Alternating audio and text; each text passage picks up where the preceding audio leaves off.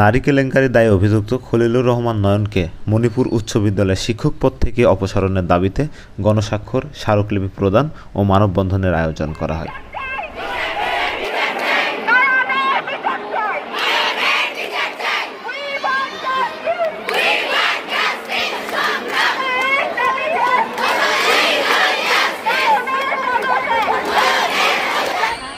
আমাদের ব্রাঞ্চ 2 এর একজন শিক্ষক খলিলুর রহমান তিনি নারী কেলেঙ্কারির সাথে যুক্ত হয়েছেন। এটা আমাদের জন্য খুবই দুঃখজনক এবং আমরা চাই না যে এরকম আরও হোক, এরকম আরও কোনো শিক্ষার্থীর উপর এরকম নির্যাতন হোক। এর জন্যই আমাদের আজকের আন্দোলনটা করা।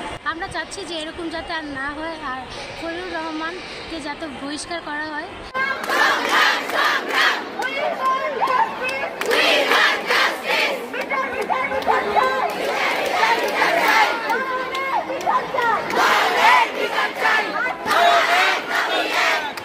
আমরা চাচ্ছি ওনাকে বহিষ্কার করা হোক এবং তাছাড়া অন্যান্য স্কুলের যে টিচাররা তাদের উপর নজর রাখা হোক যাতে তারা অন্য কোনো স্টুডেন্টের উপর এরকম আর না করতে পারে।